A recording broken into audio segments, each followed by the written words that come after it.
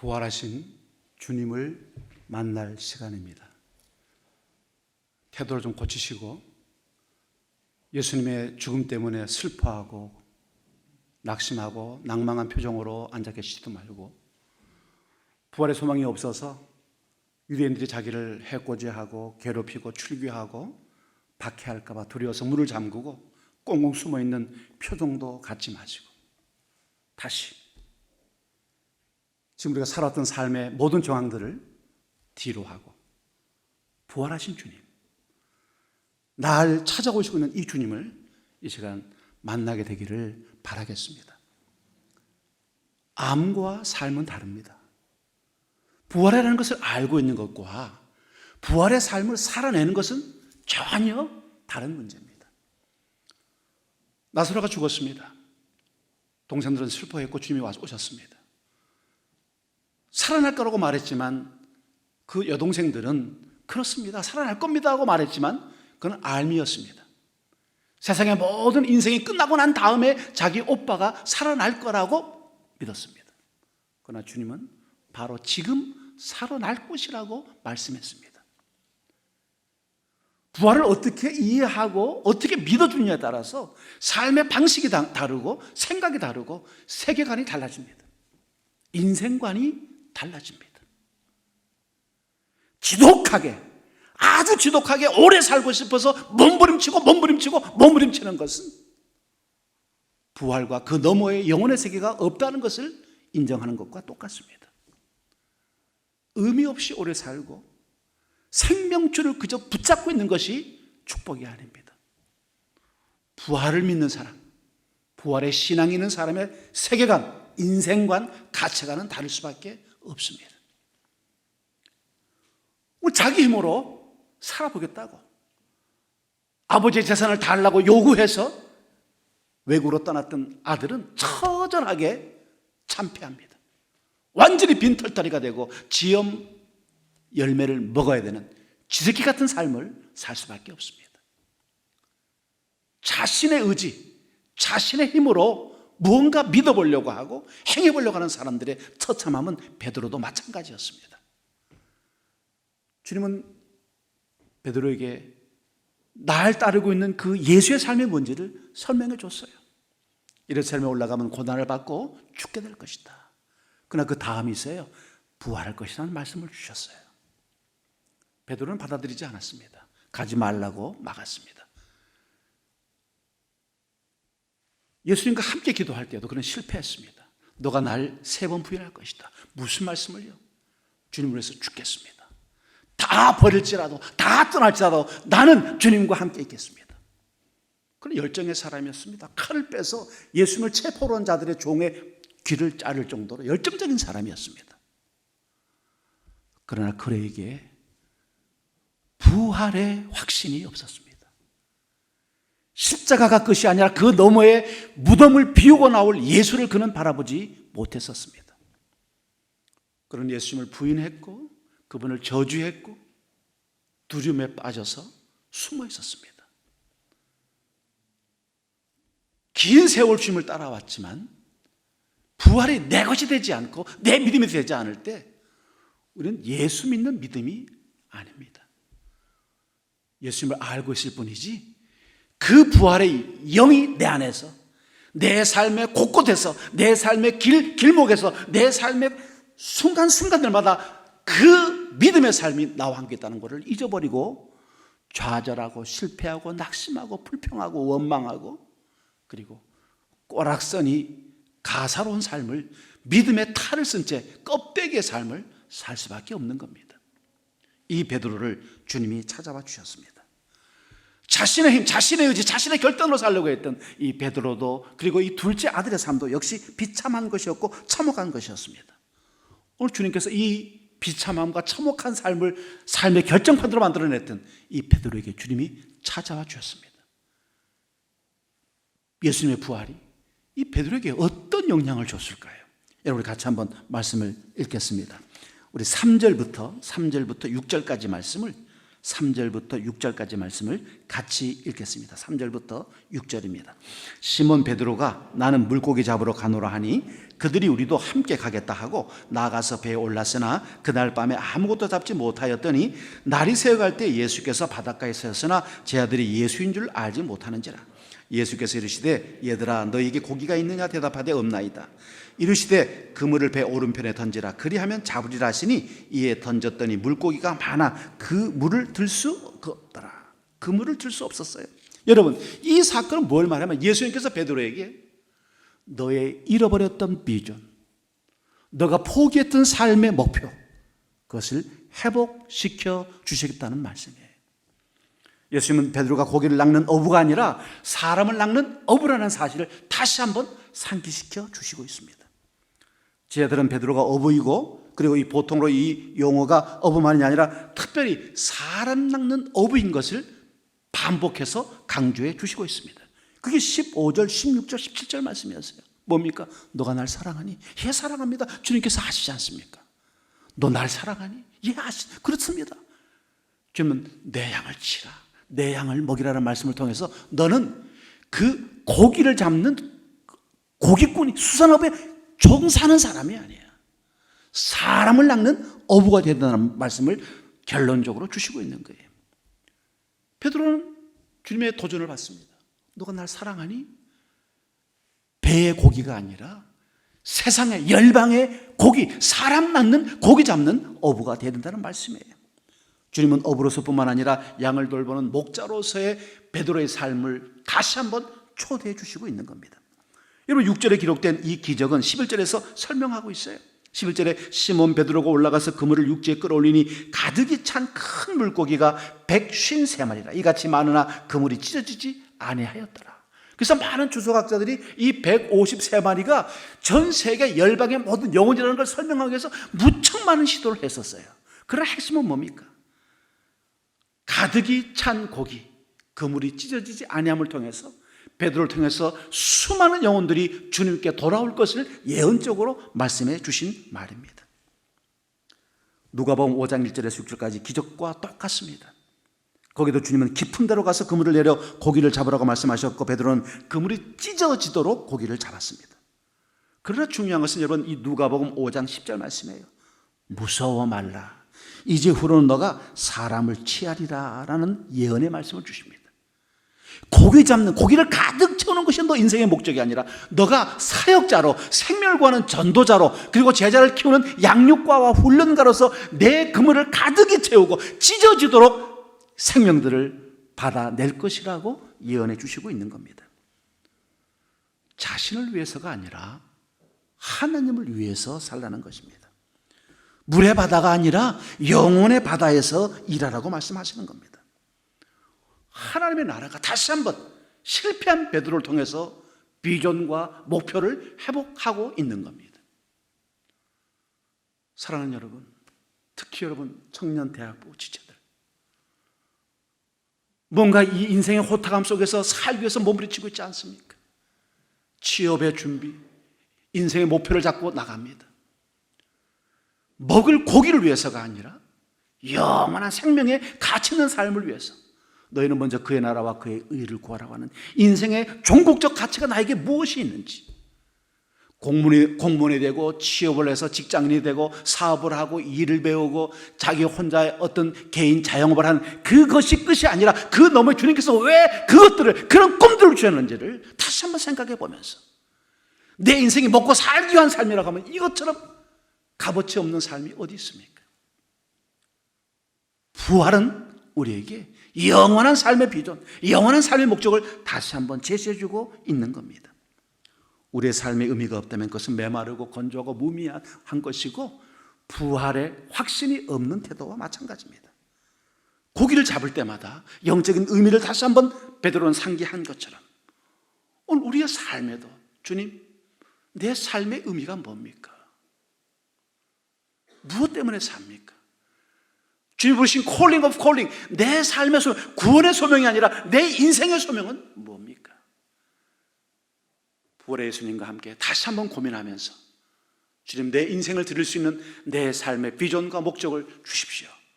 고백하는 여러분들 되시기를 바라겠습니다. 또 주님은 찾아왔어요. 왜 찾아왔을까요?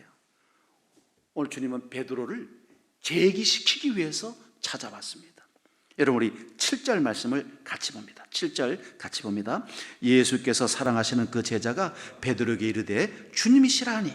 시몬 베드로가 벗고 있다가 주님이라 하는 말을 듣고 겉옷을 두른 후에 바다로 뛰어내리더라. 여러분, 11절 말씀 같이 봅니다. 11절. 시몬 베드로가 올라가서 그물을 육지에 끌어올리니 가득히 찬 큰 물고기가 153마리라. 이같이 많으나 그물이 찢어지지 아니하였더라. 오늘 이 요한복음 21장 1절부터 쭉 이 사건을요 773이라고 그래요. 주님이 7번째 나타났고 7 제자들에게 나타났고 이 제자들에게 3번 나타났다. 물론 정확하게 성경을 추적을 해보면 4번입니다. 근데 이것을 겹쳐서 설명을 했는지 3번, 그래서 773이라고 그래요. 근데 여기 보면요 참 재밌는 게 뭐냐면 주님이 베드로와의 관계를 회복시키기를 원하셨던 거예요. 여러분, 여기 7절 말씀 보세요. 성격 참 급하죠. 고기 잡느라고 벗고 있다가요 요한이 야 예수님 같아 하니까 아니 또 옷을 입고 왜 뛰어듭니까? 다 젖을 텐데. 그래도 예수님에게 예의를 차리려고 그랬던 것 같아요. 옷을 입고 바다로 뛰어들었어요. 여러분, 그 감정을 상상해 보셨어요? 아유 쪽팔려, 3번씩이나 부인하고 내가 살라고 저주까지 하고 갈릴리 사는데 갈릴리 사투리를 쓰면서 갈릴리가 아니란 게 이러고 난 민망하고 쪽팔려서 못 봐. 배 밑창으로 숨어 들어가는 그런 베드로가 아니었어요. 다시 주님을 만나고 싶은 거예요. 내 못난 모습, 내 부족한 모습, 내 실패한 모습 감추고 싶지 않은 거예요. 그런 주님이 어떤 분인지를 알았어요. 뛰어들어간 거예요.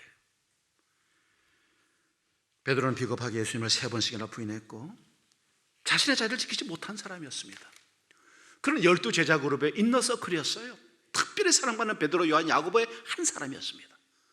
그는 리더였어요. 그는 12 제자 가운데 수장이었습니다. 리더답게 자신만만한 고백을 쏟아냈었지만 결국 그는 실패했고 좌절했고 낙심했습니다. 이제는 이 제자 그룹의 지도자로서 영적인 사역을 하기에는 아주 어려운 입장이 되고 말았습니다. 수제자로서 가장 측근에 사랑받는 제자로서 예수님을 부인하다 못해 저주까지 하는 큰 죄를 지은 이 사람이 여전히 세계 복음화에 많은 제자에 기하는 리더로서의 삶을 살기는 역부족이다. 누가? 12 제자 동료들이 그렇게 생각했을 거예요. 팔짱을 끼면서 정말 베드로가 우리의 리더가 될 수 있냐? 3번씩이나 부인하고 큰 소리 뻥뻥 치면서 다 도망가도 자기는 도망가지 않겠다고 말했던 바로 그 사람이 아니던가. 여러분, 그런 사람을 이 교회 목사로, 우리 소그룹의 리더로 우리가 인정할 수 있겠습니까? 예수님이 이런 베드로를 원상 회복시켜 주시기 위해서 찾아와 주신 거예요. 그래서 물어보는 겁니다. 너가 날 사랑하냐? 내 양을 쳐라. 너가 날 사랑하냐? 내 양을 먹이라. 그 12 제자들, 그 7 제자들 앞에서 확실하고 분명하게 말씀해 주시는 거예요. 다시 이 사람은 이 자리로 돌아서야 한다는 것을 말씀하시는 것이죠. 우리가 실패하고 좌절한다고 해서 주님이 우리를 팽개치지 않습니다. 우리가 주님에게 등을 돌렸다고 해서 주님이 우리에게 밀쳐내지 않습니다. 우리에게도 여전히 기회는 있습니다. 지금 온전하여도 내일 실패할 수 있고 모레 좌절할 수 있고 그 다음날 우리는 불평할 수 있습니다. 그러나 이것을 기억하십시오. 주님은 우리를 결코 버리지 않으십니다. 우리가 여전히 주님을 사랑함에도 용기를 잃어버리고 스스로 낙심하고 고립되어 있다고 할지라도 주님은 우리를 찾아와셔서 우리를 불러내실 겁니다. 다시 사역을 하라고, 다시 헌신하라고, 다시 리더의 역할을 하라고, 다시 소그룹의 멤버들을 돌아보라고 말씀하십니다.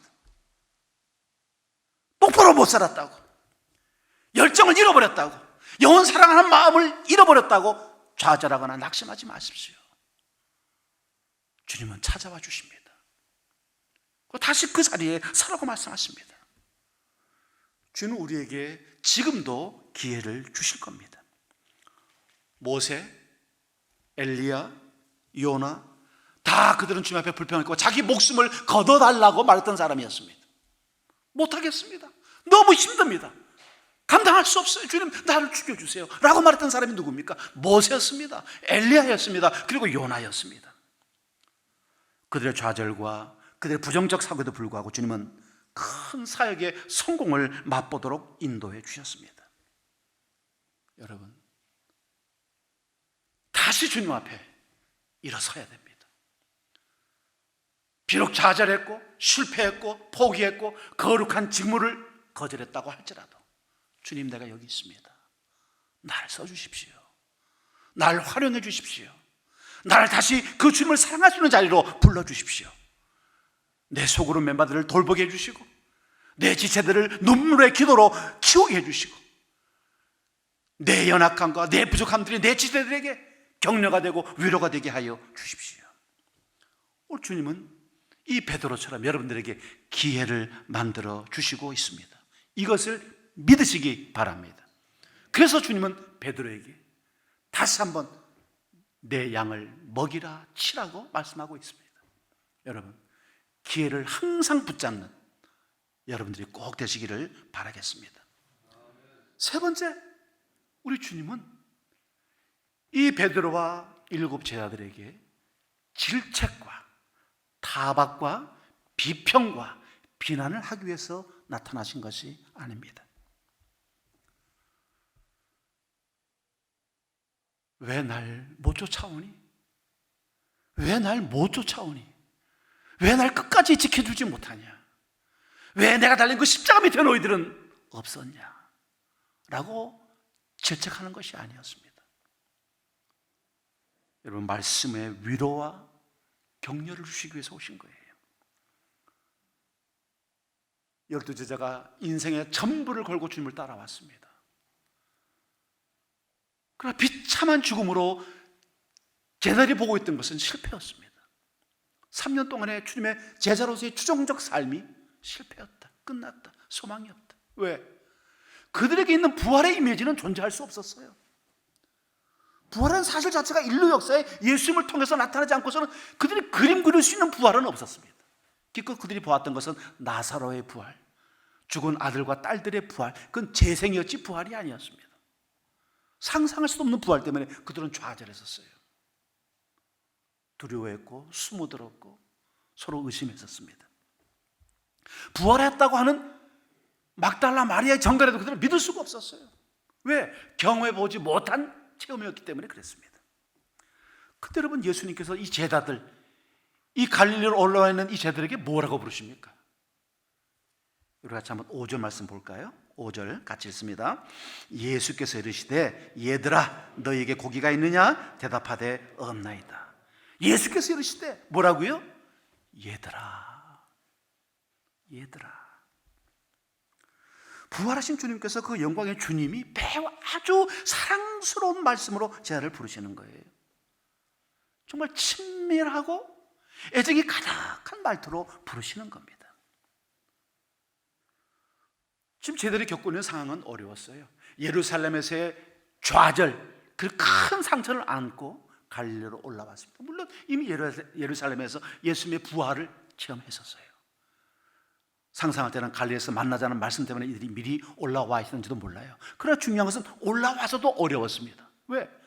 밤새 고기를 잡았는데 한 마리도 못 잡았어요. 3절 말씀에 이 밤에 아무것도 잡지 못하였습니다. 아무것도 못 잡았습니다. 밤새 내가 전문가인데 어부 전문가인데 못 잡았습니다. 또 5절 보니까요, 없나이다. 고기가 있니? 대답하되 없나이다. 근데 여러분 6절 보니까 주님이 가득히 배를 채워주셨어요. 뿐만 아닙니다. 여러분 9절까지 말씀을 보면요, 9절 말씀을 보면 육지에 올라오니 뭐가 있어요? 숯불이 있는데 그 위에 뭐가 있어? 생선이 놓였고 떡도 있더라. 아셨죠? 생선 스테이크의 원조가 바로 여기에요. 주님이 생선 스테이크를 만들어 계시는 거예요. 주님의 세심한 배려가 얼마나 놀라운지 몰라요. 여러분 12절 13절 말씀 같이 읽을까요? 12절 13절 말씀을 같이 봅니다. 예수께서 이르시되 와서 조반을 먹으라 하시니 제자들이 주님이신 줄 아는 고로 당신 누구냐 감히 묻는 자가 없더라. 예수께서 가셔서 떡을 가져다가 그들에게 주시고 생선도 그와 같이 하시니라. 아멘. 자신이 택한 자신의 제자들을 위해서 주님이 어떻게 하셨습니까? 서서 7 제자에게 야 생선 먹어, 조금 있다가 떡 가져서 떡 먹어, 이렇게 한 게 아니에요. 여러분 여기 9절 말씀 보니까 육지에 올라오니 뭐가 있었어요? 숯불이 있었어요. 우리 주님이, 부활하신 우리 주님이 인류 역사의 위대한 일들을 하시는 이 상황 속에서 자기 그 7 제자를 위해서 몸을 낮춰서 고개를 숙이고 불을 붙이고 있었어요. 나무에 불을 붙이시는 거예요. 후 하고 나무를 부대끼면서 거기다 불씨를 붙이는 것이죠. 불을 만들고 있었어요. 생선을 올라놓으면 저절로 구웁니까? 아니잖아요. 뒤쳤을 거예요. 제대로 먹을 수 있도록 고기를 뒤치고 있었겠죠. 그 십자가의 그 주님, 달렸던 그 주님이 몸을 숙이고 낮춰서 쪼그려 앉아서 자기 제자들을 위해서 고기를 굽는 거예요. 불이 꺼지지 않도록 불을 지피고 있는 거예요. 이 자상함, 이 세심함, 이 친밀함, 이 따뜻함, 이게 바로 12 제자에게 임하는 것이 아니라 바로 나에게, 그리고 여러분들에게 임하는 줄로 믿습니다. 여러분 한 사람 한 사람이 겪고 있는 그 슬픔과 좌절, 그 피곤함과 곤고함, 이 인생 코로나19에 겪는 이 수많은 아픈 덩어리의 모든 사연들을 주님이 아시고 바로 옆에 서서 얘야, 얘들아, 뭐가 필요할 것 같니? 우리의 필요에 대해서, 우리의 간절한 욕구, 우리의 간절한 기도들에 대해서 주님이 하나하나 지금 말씀해 주시고 준비하고 있다는 것을 여러분 믿으시기를 바랍니다. 이런 믿음이야말로 우리의 삶을 탄탄하게 만들어주고 굳세게 만들어 주실 겁니다. 비록 주머니에 털털 아무것도 없고 내 가진 것 아무것도 없어도 주님이 이런 분이라는 걸 내가 알게 될 때, 그래, 좌절하고 실패한 주님을 찾아와 주셔서, 제자들에게 찾아와 주셔서 얘들아 와서 조반을 먹어라, 내가 만든 생선 스테이크를 먹어라, 내가 만든 떡 조각으로 내 몸을 먹는 것처럼 다시 한번 먹으라고 말씀하시는 그 주님을 바라보시는 여러분 되시기를 바라겠습니다. 그들에게 필요했던 것은 바로 아침이었습니다. 신학 수업이 아니었고 강의가 아니었고 사경회가 아니었어요. 지금 바로 이들에게 필요했던 건 아침 식사였습니다. 그리고 위로였고 격려였고 애정의 표현이었습니다.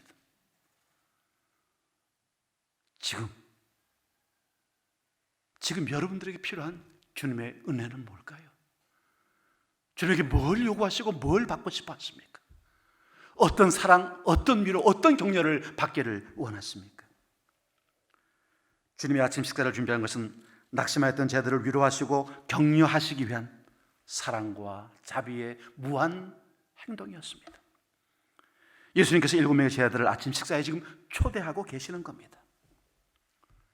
여러분들도 매일의 생활들 속에서 주님의 초대를 받는 여러분들이 꼭 되시기를 바라겠습니다. 부활을 믿는 사람만이, 부활을 확신하는 사람만이 이 초대에 응할 수가 있을 거예요. 주님은 오늘도 내 삶을 위한 내 인생의 준비를 주님이 하고 계십니다. 내가 준비하는 삶이 아니라 주님이 나를 위해 준비하는 삶을 주님께서 그 허리를 쪼그리시고 몸을 꼬부리고 앉아서 나를 위해서 지금 준비하고 계시는 거예요. 나무에 불을 붙여가면서 그 타는 생선을 뒤척이면서 그 떡을 가져와서 나를 위해서 지금 준비하고 계시는 겁니다. 주님이 내 삶을 준비하는 이 믿음이 없으면 내 인생은 불안해지고 걱정이 가득 차게 되고 근심하게 됩니다. 탄식의 한숨 소리가 나오고 아픈 이야기를 할 수밖에 없을 겁니다. 주님을 사랑하고 이 부활의 주님을 믿게 되면 담대하고 대담해지고 두려움을 가지지 않습니다. 여러분, 주님이 나와 함께 한다는 이 사실을 믿게 되면 우리 거칠 것이 없다는 거예요. 주님이 늘 우리 가운데 있다고 하면 우리는 막혀있는 그 무덤에 돌을 차고 나와서 부활하신 주님과 함께 힘차게 걷는 인생을 즐길 수 있다는 것입니다. 예수님은 부활하셨습니다. 지금 우리와 함께 계시고 나와 함께 계십니다. 여러분, 부활은 다시 살아났다 하는 것에 끝난 게 아니에요. 예수님이 살아났어라고 하는 게 아니고 내가 살아난 겁니다. 내 삶이 살아난 겁니다. 다시 일어서는 것, 장벽을 넘어서는 것, 인생의 방해를 극복해 나갈 수 있는 것, 한계를 초월해서 목적을 달성하는 것, 죽순 내 인생, 깡통 같은 내 인생을 다시 한번 회복시켜 주시는 것, 희망을 가지고 목적지를 다시 한번 설정해서 또박또박 힘차게 걸어갈 수 있는 것. 지금까지는 실패했고 F 학점이었지만 부활하신 주님과 함께 내일은 A 학점, 그리고 영광의 승리를 맛볼 확신을 갖는 것, 그게 바로 부활의 신앙이고 부활의 믿음이고 부활과 함께하는 예수님의 사람의 특징이라는 것을 다시 한번 말씀드리는 거예요. 여러분, 다시 일어섭시다. 그저 앉아있지 말고 믿음에 쫙 젖어가지고 습관적이고 형식적인 믿음 그만 때려쳐버리고 일어섭시다. 다시. 아무것도 없어요. 주님, 텅 비었습니다. 그물을 던져라. 여러분의 인생에 153마리의 고기가 걸려있는 인생의 꼭 되시기를 주님의 이름으로 바라겠습니다. 주님을 바라보면서 다시 일어서는 은혜를 맛보는 우리 공동체가 되기를 주님의 이름으로 바라겠습니다. 아버지 하나님, 아무것도 없습니다. 아무리 노력해도 아무것도 건질 수 없었습니다. 지쳤습니다. 죽도록 일했지만 소유한 것도 없습니다. 주님, 찾아와 주셔서 부활의 능력, 부활의 말씀, 부활의 위로, 부활의 격려, 그 부활의 작은 조반을 먹는 그 아침 식사에 참여하는 우리가 되게 하여 주시옵소서. 깊은 밤 눈을 떴을 때 주님, 나에게 와서 조반을 먹으라고 말씀하시기를 원합니다. 지친 마음에, 힘든 심정에, 아픈 몸 위에 주님, 얘야, 얘들아, 와서 조반을 먹으라고 그 말씀하시는 위로를 듣게 하여 주시옵소서. 다시 부활의 신앙으로 힘차게 일어서서 승리를 만들어 나가는 우리 한제 가족들 다 되게 주님 지켜 주시옵소서. 예수 그리스도의 이름으로 기도하옵나이다. 아멘.